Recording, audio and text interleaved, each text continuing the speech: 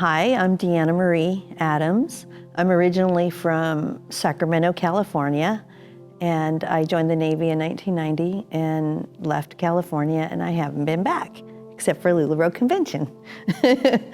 So I onboarded August of 2016. I was diagnosed last year, May 18th. I had my convention ticket and I was ready to come to convention. I set up at the hospital and I sell LuLaRoe at the hospital where I went to or go to for my cancer info treatment, sort of. And they got me in really quick. I found a lump and one of my customers worked in the breast cancer department, and she got me an appointment and got me in. And when I went in, they did the mammogram, the sonogram, and the biopsy all in one day because they were just so concerned. And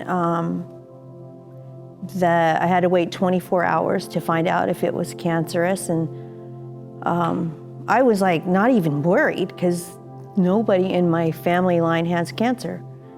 All the generations. There's a mistake. And she calls me, and I just came out of my martial arts class, healthy as can be. And she's like, I hope you're not driving. I'm not. I'm like, what? Okay, I'm not driving. And she's like, the test is positive. You have breast cancer. Do you have any questions? I'm sorry. I'm like, what? I don't even know what to ask. Like, what kind of questions do you ask? She said to wait for a call. And they'd have me come in. I went in, they called me within 24 hours. I went in and you gotta come to surgery next week. We're gonna do a biopsy. No, they had already done the biopsy. That's where they go and they give you an MRI and you go into this tube and they can see the cancer and they know where it is. So I had cancer on both sides. And they took it out of this side a different way with an MRI, and then this side they took it out 3 surgeries. So one in June, one in July, and one in August.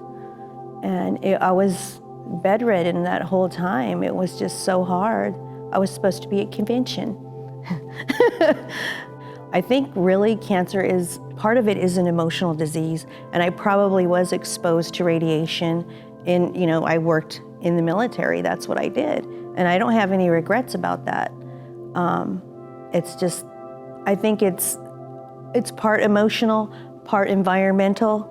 And so that's what I'm dealing with. I do meditative, forgiveness, and LuLaRoe plays a huge part of that because the culture fits in like perfectly for what I need. Like when I'm going downstairs to all those little confidence, and I'm trying to look in the mirror and say all those positive affirmations because you need that.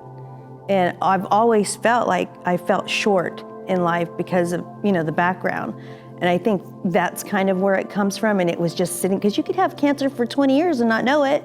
If I have to die, then I have to die.